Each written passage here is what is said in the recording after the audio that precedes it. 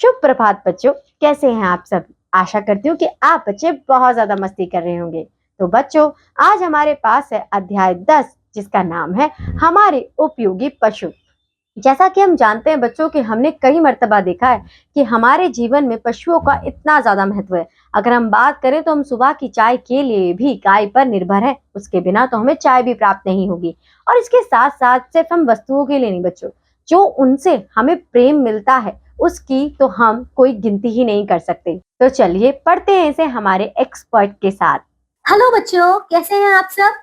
तो चलिए बच्चों, आ जाइए अब हम शुरू करें हमारा अध्याय 10। तो बच्चों अपनी अपनी किताबें खोल लीजिए और मैं आपको पढ़ाती हूँ ये वाला अध्याय। चलिए देखिए, तो हमारे इस अध्याय का नाम है बच्चों हमारे उपयोगी पशु। आइए अब हम जानते हैं एक बहुत ही ज्यादा महत्वपूर्ण अध्याय, जिसमें हम जानेंगे जो अभी हमारे उपयोगी पशु हैं उनके बारे में।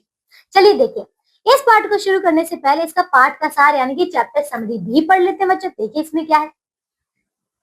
इस पाठ में हमारे लिए पशुओं की उपयोगिता का वर्णन किया गया है। वे हमें बहुमूल्य वस्तुएं प्रदान करते हैं तथा स्वयं हमसे केवल प्रेम और स्नेह की अनुभूति रखते हैं, है ना बच्चों। देखिए, हमें पशुओं को सताना नहीं चाहिए। तो देखिए बच्चों, एक बहुत ही ज्यादा महत्वपूर्ण अध्याय है जिसमें हमें बताया जाएगा कि जो पशु होते हैं बच्चों, पशुओं में बहुत ही ज्यादा मतलब बहुमूल्य चीज देते हैं जो कि हमें कोई और नहीं दे सकता, है ना। और देखिए, बदले में हमसे सिर्फ और सिर्फ प्रेम और स्नेह की ही अभिलाषा रखते हैं। आइए तो अब हम शुरू करते हैं हमारा ये अध्याय। तो बच्चों देखिए, यहाँ पे ये जो पाठ है आपका, ये क्या है, ये एक नाटक की तरह है जिसमें देखिए कुछ अध्यापक हैं और कुछ यहाँ पे क्या है, जिसमें बच्चों एक अध्यापक है और देखिए कुछ विद्यार्थी है ना। आइए तो बच्चों आप देखिए हमारा ये अध्याय शुरू करते हैं।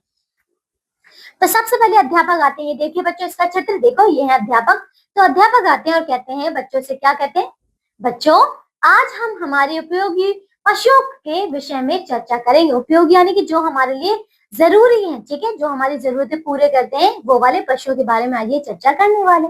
इस पर राघव कहता है, देखिए राघव कहता है, गुरुजी क्या गाय एक उपयोगी पशु है। ठीक है, पशु यानी कि जानवर, तो वो बोलता है कि क्या गाय उपयोगी पशु है।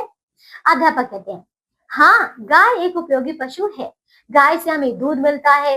अच्छा कनिका, तुम बताओ कि गाय के अतिरिक्त अन्य कौन कौन से पशु हमें दूध देते हैं। तो देखिए बच्चों, आप अध्यापक जो है कनिका से पूछ रहे हैं ना, बताते हैं कि गाय तो है, इसके अलावा और कौन कौन से हैं। चलिए आप देखिए इस पर कनिका क्या उत्तर देती है। तो बच्चों कनिका उत्तर देती है, गुरुजी भैंस और बकरी, वैसे ऊँटनी एवं भेड़ का दूध भी निकाला जाता है ना बच्चों। तो देखिए उसने बिल्कुल सही बताया कि देखिए भैंस भी है, बकरी भी है, ऊँटनी भी है और भेड़ भी है ना, इन सभी का जो है दूध निकाला जाता है। अब देखिए अध्यापक कहते हैं, शाबाश कनिका, बच्चों दूध एक पूर्ण आहार है। पूर्ण आहार यानी कि ऐसा आहार जिसमें सभी प्रकार के पोषक तत्व हो, है ना। देखिए इससे हमारे शरीर का विकास होता है, अतः हमें रोजाना दूध अवश्य पीना चाहिए, है ना बच्चों। तो उन्होंने कहा क्योंकि इससे देखिए हमारा क्या होता है बच्चों, रोज देखिए एक तो आपको रोज दूध पीना चाहिए क्योंकि इससे हमारा क्या होता है, विकास होता है। और रोजाना यानी कि प्रतिदिन, है ना। देखिए छोटे बच्चों के लिए तो दूध अति आवश्यक है ना बच्चों, क्योंकि छोटे बच्चे तो विकास के मतलब विकास पर ही होते हैं, इसीलिए देखिए उनको सबसे ज्यादा देखिए ऐसे पोषक तत्व की जरूरत होती है। अब देखिए इस पर राघव क्या कहता है। तो बच्चों राघव कहता है, गुरुजी क्या घोड़ा भी एक उपयोगी पशु है, वो पूछता है। तो आइए अब इस पर वो क्या उत्तर देते हैं, आइए देखिए। तो अध्यापक कहते हैं, हाँ घोड़ा टांगा खींचता है। कुछ लोग इस प्रकार इस पर सवारी भी करते हैं ना बच्चों। आपको पता नहीं कि घोड़ा का क्या होता है बच्चों, एक टांगा बनता है, ठीक है, घोड़ा क्या करता है, टांगा को खींचता है और कुछ लोग इस पर सवारी भी करते हैं।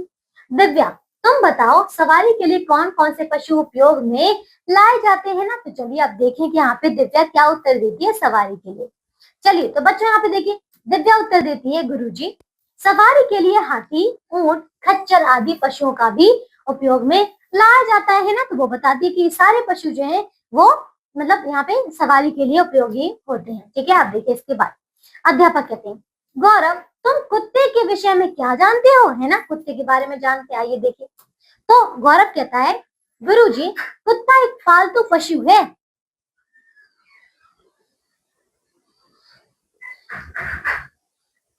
तो देखिए समझ आया, उसने क्या कहा कि कुत्ता क्या एक पालतू पशु है, यह अपने मालिक का वफादार होता है ना। कुत्ता अनजान लोगों एवं बिल्ली, चूहों और चोरों से घर की रक्षा करता है। तो देखिए बच्चों, हमें गौरव ने देखिए कितनी अच्छी बात बताई कि जो कुत्ता है, कुत्ता एक पालतू पशु है। देखिए पालतू तो है, और देखिए वो हमारे घरों की रक्षा करता है ना। वो क्या करता है, जैसे कभी चोर आ जाते हैं, कुत्ता बिल्ली, जो मतलब जैसे बिल्ली चूहा कुछ भी आता है बच्चों, देखिए उन सभी से हमारे घर की रक्षा करता है ना। अब इस पर देखिए, इस पर अध्यापक क्या कहते हैं बच्चों। तो अध्यापक कहते हैं, अच्छा बच्चों बताओ किस पशु को रेगिस्तान का जहाज कहते हैं। तो बच्चों आप मुझे बताइए कि आखिर किसे जो है हम रेगिस्तान का जहाज कहते हैं। तो आइए अब इसमें वैभव उत्तर देता है, मैं बताऊं गुरुजी, ऊंट को रेगिस्तान का जहाज कहते हैं ना बच्चों। ऊंट को कहते हैं ना, इसके पैर गद्दीदार होते हैं। बच्चों आपने देखा है ऊंट, ऊंट के पैर कैसे होते हैं, ऐसे गद्दीदार होते हैं, ठीक है, गद्दा बना होता है। इसलिए यह रेतीली जमीन पर आसानी से चल सकता है ना बच्चों। अगर आप चलने की कोशिश करेंगे तो आपका जो पैर है बच्चों वो रेत में घुस जाएगा, लेकिन ये जो बच्चों ऊंट है वो आसानी से चल पाता है, क्योंकि इसके जो पैर है बच्चों, पंजे जो है बच्चों वो गद्देदार है, ठीक है, चौड़े भी और गद्देदार है। इसका उपयोग सामान ढोने तथा सवारी करने में करते हैं। यह बिना पानी पिए भी कई दिनों तक रह सकता है। इसीलिए बच्चों देखिए यहाँ पे इसके अंदर ऐसी ऐसी बच्चों शक्ति होती है कि कई दिनों तक बिना पानी पिए रह सकता है। तो देखिए बच्चों ये था हमारा अध्याय, जिसमें हमने कई सारे पशुओं के बारे में जाना, कौन सा पालतू पशु है, कौन से दूध देते हैं, कौन से सवारी करने के काम आते हैं, कौन से सामान ढोने के काम आते हैं, है ना बच्चों, किया हमने। तो आइए हमारा अध्याय पूरा हो चुका है। अब देखिए इसके शब्दार्थ यानी कि वर्ड मीनिंग्स देखिए क्या है। उपयोगी यानी कि काम में आने वाला, ठीक है, यूजफुल। पशु जानवर एनिमल। अतिरिक्त यानी कि अलावा, ठीक है, मोरओवर। पूर्ण यानी कि पूरा कंप्लीट। आहार इसका अर्थ है बच्चों भोजन फूड। रोजाना यानी कि प्रतिदिन डेली। उपयोग इसका अर्थ है बच्चों काम आना यूज। रक्षा इसका अर्थ है रखवाली यानी कि गार्डिंग, ठीक है। देखिए आसानी यानी कि आराम से, इजीली। तो बच्चों समझ जाते कि ये था हमारा अध्याय। अब इसके आगे आपको दिए गए अभ्यास कार्य, तो बच्चों इन सारे प्रश्नों को आप सभी बहुत अच्छे तरीके से पूर्ण करेंगे, है ना बच्चों। तो बच्चों हमारा अध्याय पूरा हो चुका है। मैं आशा करती हूँ कि आप सभी ने इस अध्याय से बहुत अच्छी कुछ चीजें जानी होगी हमारे पशुओं के बारे में। और बच्चों ये प्रण कीजिए कि आज के बाद अब कभी भी किसी पशु को सताएंगे नहीं, है ना। तो बच्चों अब आज के लिए बस इतना ही। अब हम मिलेंगे आपसे एक नई कक्षा में एक नए अध्याय के साथ। तब तक के लिए आप सब अपना ध्यान रखिए और स्वस्थ रहिए। बाय बच्चों। तो देखा बच्चों आपने किस प्रकार से हमारे एक्सपर्ट ने हमें हमारे उपयोगी पशुओं के बारे में बताया। आशा करती हूँ कि ये चैप्टर पढ़कर आपको बहुत अच्छा लगा होगा। चलिए अब हम मिलेंगे अपनी अगली कक्षा में एक नए अध्याय के साथ। तब तक के लिए आपका दिन शुभ हो और मंगलमय हो।